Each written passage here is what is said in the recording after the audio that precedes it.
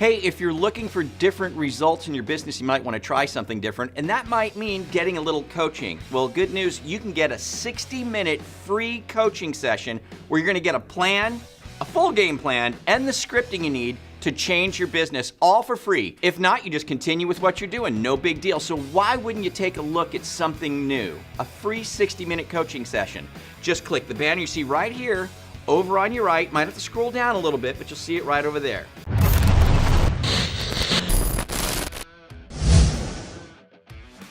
So check this out. Shout out to Greg Peckman.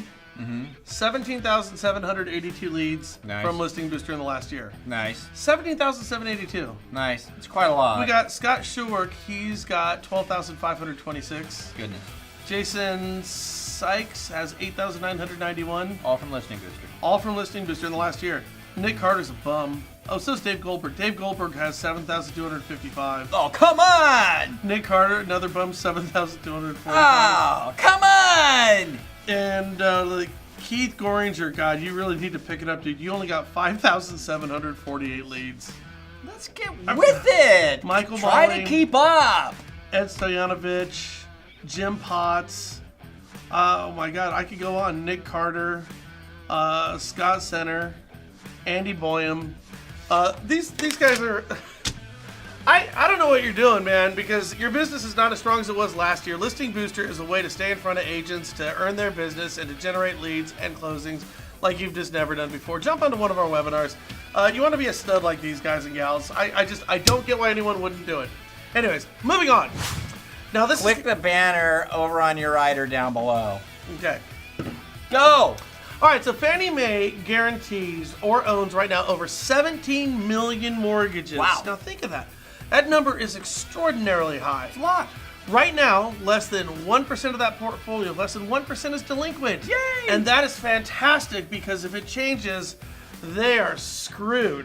Okay, Right. less than 1%, they're not foreclosed on. They're just delinquent. Okay, all right. But there's a problem. Okay, what is it? I think at least.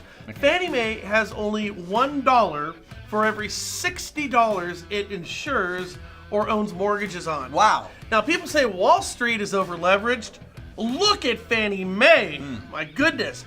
The problem is the more Fannie insures right now, the worse the leverage is going to get. Right. The reason for that is pretty simple. Yep. In 2017, after the Treasury just decided to take all of Fannie Mae's money, they deemed that Fannie Mae would be allowed to keep only $3 billion in capital reserves. Seems like a lot of money, but considering they insure in the trillions, it's nothing. Right. So any money above $3 billion is going to go straight to the Treasury for dividend payments the Treasury would have received on its preferred stock investment during the meltdown. Right. So Fannie, at its best, Right.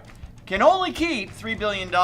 And right about now, that means they're completely over leveraged. They literally have $1 in reserves against $60 uninsured or owned mortgages. So the more they insure, and they're in the insuring mortgage business, Yep. right, the more over leveraged Fannie Mae gets. Right, so here's a graph that should scare the hell out of each and every one of you. In the blue is the amount Fannie's got insured. And as you can tell, it's a hell of a lot more than the pre-crisis amount was before. Wow. Remember, I had that pre-crisis amount, and now look at the blue over on the right-hand side. It's a Right. whole bunch more, and that's scary. Right, and what makes it more scary is Fannie also has less in capital reserves now than they had pre-crisis. So not only does Fannie insure more, right, they have less in the form of reserves to deal with any housing crisis. I mean, it's what you call a double freaking whammy. It's more like a quadruple whammy. So now, think of how bad it was back then when Fannie got bailed out. Any future bailout would be 10 times as catastrophic. Right, and with Ben Bernanke and other economists around the world predicting a housing crisis in the next 2 years, courtesy of your elected officials, Fannie Mae is perfectly positioned to completely collapse. That's right. It's going to be all their fault. Oh, it is. Completely their fault. Yep. Now, do you find this strange? Do you find it odd that every single piece of reform post-meltdown has been to ensure that we will not face the same critical failures that we did in the past? And the only thing that we've accomplished for sure is that any future meltdown will only be worse, especially when it comes to Fannie Mae, a lot worse. A hell of a lot worse. Further, did you know that there are 11,000 pages pertaining to the meltdown of Fannie Mae and Freddie Mac that are sealed to this day? They're sealed, and that any Freedom of Information Act request to get these papers, for some reason, all those 11,000 pages have been denied. Means your federal government does not want you looking at this stuff. No, in fact, they are fighting you to keep these sealed. Wow. Now, why would they do that? Well, one, because the previous administration testified that they did not foresee all the money Fannie and Freddie were going to make prior to going into conservatorship. Now, listen to that closely. They didn't foresee all the money that Fannie and Freddie were going to make prior to going into conservatorship. Right. That was a lot. Boldface. What we'll learn is that the government decided to basically Hear this. buy stock in Fannie rather than bail them out, because it would pay a hell of a lot more than a bailout. Okay, listen closely, guys, which brings us to this little misconception.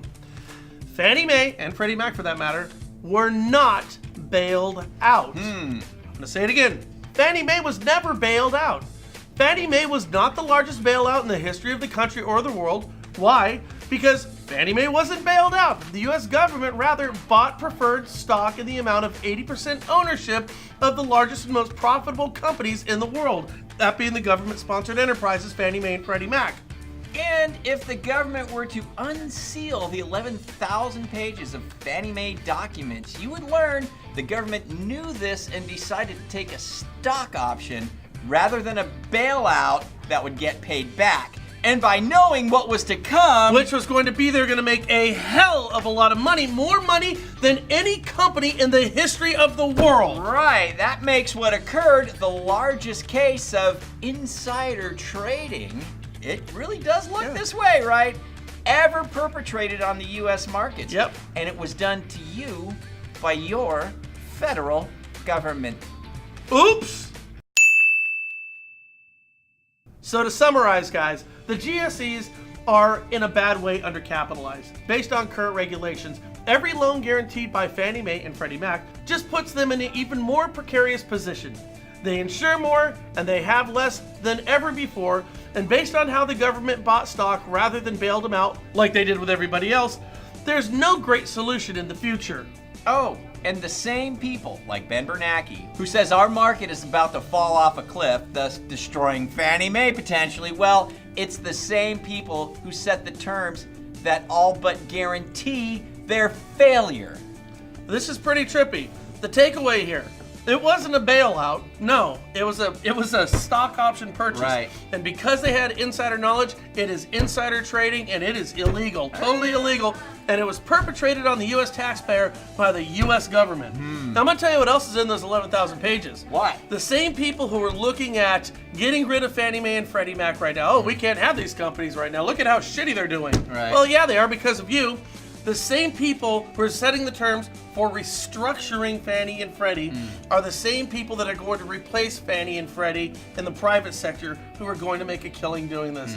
This is the worst case of a good old boys club I have ever heard of in my life, and it is entirely illegal. And if the taxpayers knew about this, boy, they would start to vote a little differently. We'll see. Let us know what your thoughts are on all this. Leave us your comments down below. Do us a favor, forward, share, and subscribe for free. We'll catch you later here at the National Real Estate Hub. Hey, Angie Cole, she only got 6,239 leads. Weak. Chad Pryor, oh my, Chad, come on, 6,253.